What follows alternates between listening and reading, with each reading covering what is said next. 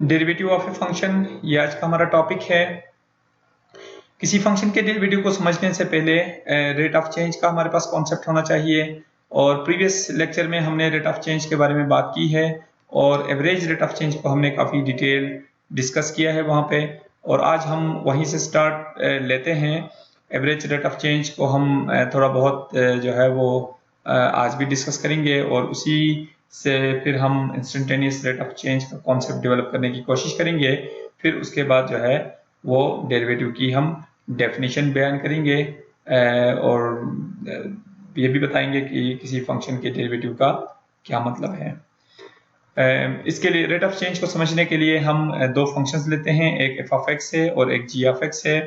F of x हमारे पास है 4x - 1 और जी ऑफ एक्स हमारे पास है 2x² + 3। तो फंक्शन के बारे में हम पहले बात कर चुके हैं कि फंक्शन एक ऐसा सिस्टम है जो इनपुट लेता है और हर इनपुट के अगेंस्ट में कोई ना कोई यूनिक आउटपुट असाइन कर देता है। तो इसका मतलब ये हुआ कि ये दोनों फंक्शंस भी ये काम करते हैं कि वो ये इनपुट्स लेते हैं और हर इनपुट के अगेंस्ट में हमें कोई ना कोई आउटपुट असाइन करते हैं। तो सबसे पहले हमने एक टेबल बनाया है जिसमें एफ ऑफ एक्स और जी ऑफ एक्स इन दोनों के आउटपुट्स को जो है यहाँ पे रिकॉर्ड किया गया है। इनपुट जो कि दोनों के लिए x है, तो इसकी हमने कुछ रैंडम वैल्यूज ली हैं 0, 1, 2, 3, 4, 5 एंड 5 तक। और इन इनपुट्स के ऊपर सबसे पहले फंक्शन एफ ऑफ एक्स हमें आउटपुट्स दे रहा है 0 के ऊपर -1, 1 के ऊपर 3, 2 के ऊपर 7, 3 के ऊपर 11, 4 के ऊपर 15 और ये 5 के ऊपर 19। इसी तरह सेकंड फंक्शन जो जी ऑफ एक्स है वो हमें इनपुट्स दे रहा है 3, 5, 11, 21, 35 एंड 53। और ये वैल्यूज यहाँ से बहुत आसानी से वेरीफाई की जा सकती है कि ये एग्जैक्ट यही वैल्यूज है जो इन इनपुट्स में हमें मिल रही हैं। तो अब हम बात करते हैं एवरेज रेट ऑफ चेंज की, जो कि हमारे प्रीवियस लेक्चर का टॉपिक भी था और वहाँ पे एक डिटेल डिस्कशन भी हमारी भी हुई, एक डिटेल डिस्कशन भी हुई है हमारी। हमने एक फार्मूला भी वहाँ पे डिफाइन किया था जिसके थ्रू हम एवरेज रेट ऑफ चेंज मालूम कर सकते हैं। फॉर एग्जांपल, अगर हम इन दोनों फंक्शंस का एवरेज रेट ऑफ चेंज मालूम करना चाहें इस पूरे इंटरवल 0 to 5 तक, 0 to 5 के लिए, तो इसका फॉर्मूला हमारे पास था f of x1 - f of x0 और x1 - x0, यानी output at final input minus output at initial input divided by final input minus initial input. तो हमारे पास इनिशियल इनपुट 0 है, फाइनल इनपुट 5 है, तो इनिशियल इनपुट पे आउटपुट है हमारे पास -1 है और फाइनल इनपुट पे हमारा आउटपुट जो है वो 19 है। तो एवरेज रेट ऑफ चेंज का जो फॉर्मूला है वो है 19 - -1, यानी final output minus initial output divide by final input minus initial input divide by 5 - 4 जो कि 4 है।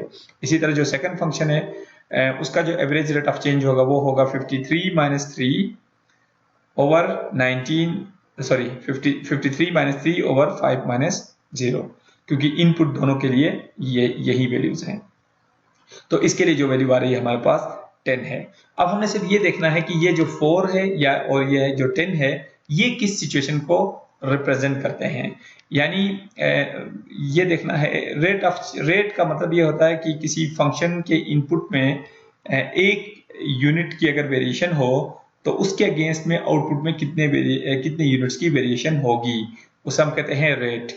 तो अब एवरेज रेट जो है वो किसी इंटरवल के ऊपर हम मालूम कर लेते हैं, और जैसे कि एवरेज नाम से ही जाहिर है कि ये कोई ऐसा न्यूमेरिकल वैल्यू नहीं है जो कि जो इन वेरिएशंस को, जो एक्चुअल वेरिएशंस है उनको रिफ्लेक्ट करे, या 10 या 4 जो भी एवरेज रेट ऑफ चेंज है।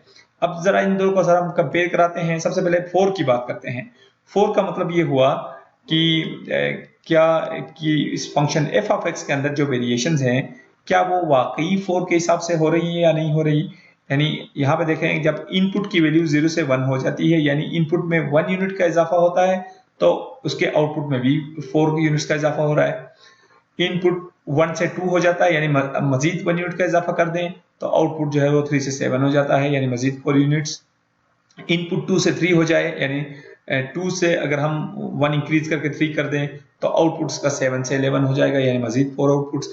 तो इससे हम ये कह सकते हैं कि ये जो 4 है वो ऐसी वैल्यू है जो एक्चुअल जो सिचुएशन है, यानी जो एक्चुअल जो वेरिएशंस है जो एक्चुअल जो रेट है वेरिएशंस के दरमियान उसको रिफ्लेक्ट करता है। और लेकिन जब हम सेकंड फंक्शन के लिए यही चीज देखते हैं कि क्या सेकंड फंक्शन के लिए ये भी जो है ये एग्जैक्ट सिचुएशन को रिप्रेजेंट कर रहा है नहीं कर रहा है, जो एवरेज रेट ऑफ चेंज है जो एक्चुअल वेरिएशंस के रेट को, तो ऐसा बिल्कुल भी नहीं है। क्योंकि इनिशियली देखें जब इनपुट की वैल्यू 0 से 1 हो रही है, यानी इनपुट में 1 यूनिट का इजाफा हो रहा है, तो जी के आउटपुट में कितने का 2 की इंक्रीमेंट हो रही है, यानी 2 की वेरिएशन हो रही है। और जब इनपुट 1 से 2 हो जाता है, यानी मजीद 1 यूनिट का उसमें इजाफा होता है, तो उसका आउटपुट 5 से 11 हो जाता है, यानी उसमें 6 यूनिट का इजाफा। पहले 1 यूनिट इंक्रीमेंट से सिर्फ 2 यूनिट का इजाफा हुआ, लेकिन 1 के बाद जब 1 यूनिट का इजाफा हो तो फिर ये 6 यूनिट का इजाफा हो रहा है। फिर 2 के बाद अगर 1 यूनिट का इजाफा कर दें तो ये फिर 10 यूनिट्स का इजाफा। 3 के बाद 1 यूनिट का इजाफा कर दें इनपुट में, तो आउटपुट में तकरीबन 14 यूनिट्स का इजाफा हो रहा है। तो मतलब बताने का ये है कि इनपुट के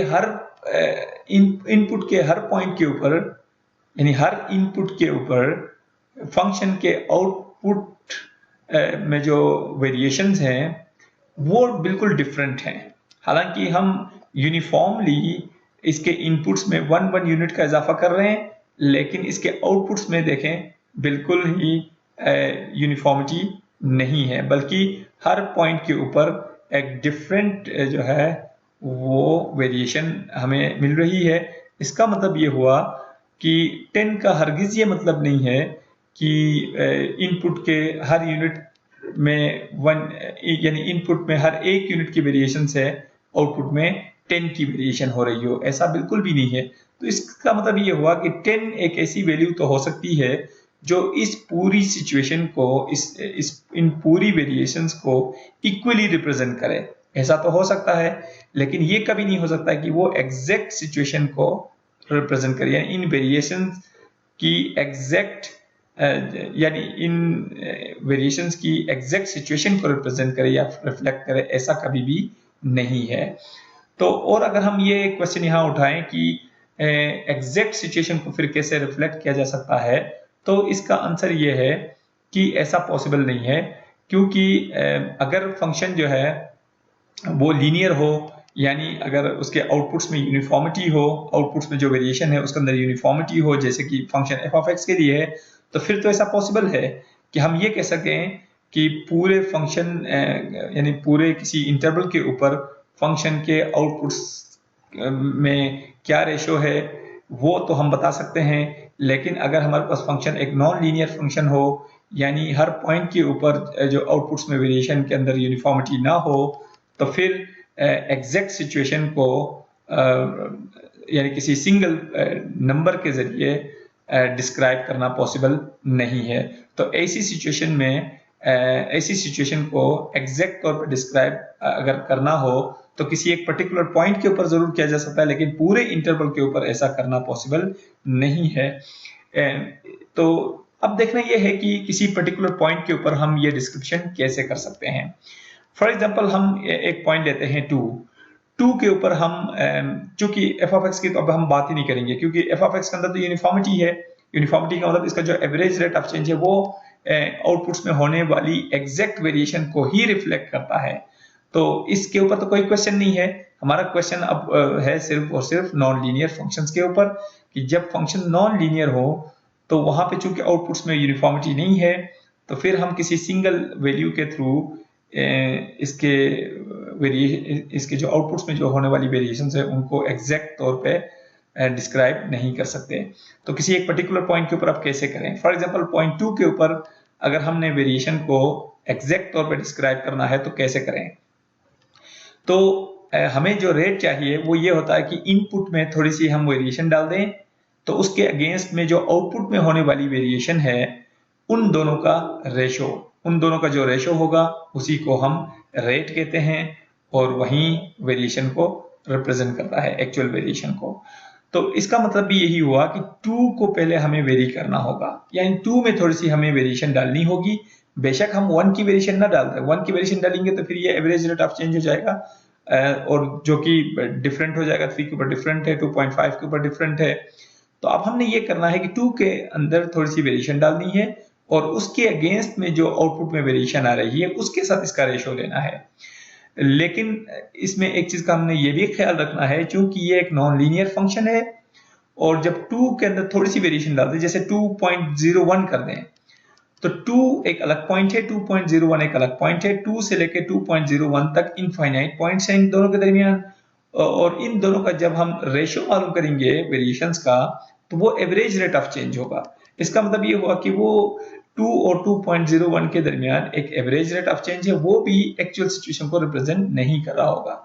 लेकिन बहरहाल वो 2 में अगर हम 1 यूनिट इंक्रीज करें और फिर उसके आउटपुट्स में वेरिएशन के अंदर जो इंक्रीमेंट आ रही है उसके साथ रेशियो ले लें, तो वो ज्यादा डिफरेंट वैल्यू देगा, यानी वो एक्चुअल सिचुएशन से काफी दूर होगा।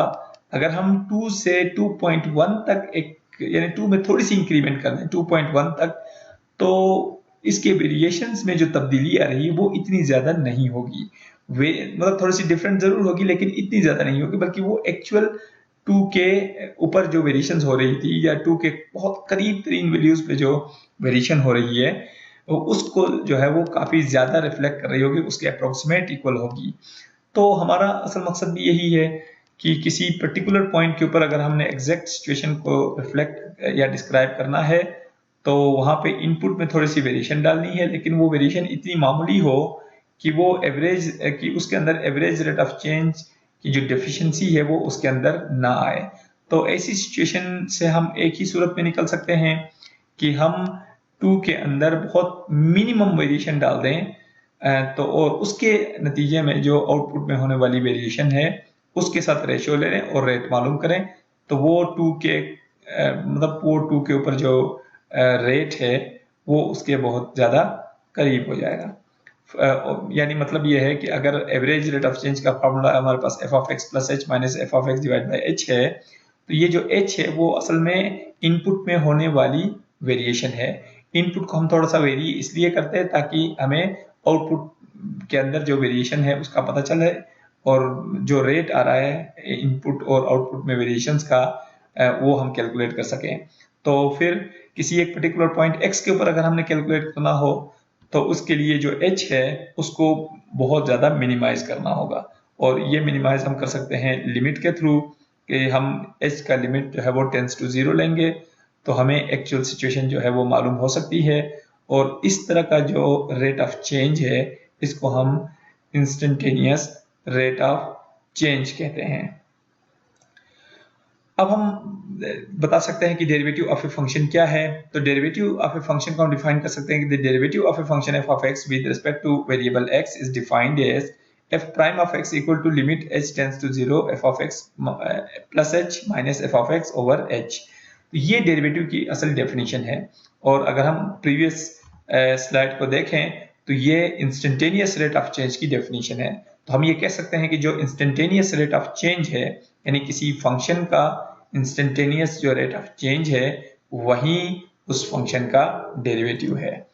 यानी एफ ऑफ एक्स अगर एक फंक्शन है तो उसका डेरिवेटिव उसका, जिसको हम एफ प्राइम ऑफ एक्स से डिनोट करते हैं, एफ प्राइम ऑफ एक्स इस एफ ऑफ एक्स के डेरिवेटिव को रिप्रेजेंट करता है, और ये डेरिवेटिव असल में उस फंक्शन का इंस्टेंटेनियस रेट ऑफ चेंज है। और इंस्टेंटेनियस रेट ऑफ चेंज मालूम करना भी कोई मुश्किल काम नहीं है, क्योंकि F of x plus h minus f of x over H ये एवरेज रेट ऑफ चेंज का फार्मूला है। और एवरेज रेट ऑफ चेंज कैसे मालूम करते हैं ये पहले हम सीख चुके हैं। इसके ऊपर हमने एक्स्ट्रा एक लिमिट अप्लाई करना है h टेंड्स टू 0। अगर इस जिसको हम डिफरेंस क्वोशिएंट कहते हैं, इस एक्सप्रेशन को, इस डिफरेंस क्वोशिएंट के ऊपर अगर हम ये लिमिट भी अप्लाई करें तो वो फंक्शन का डेरिवेटिव बन जाएगा।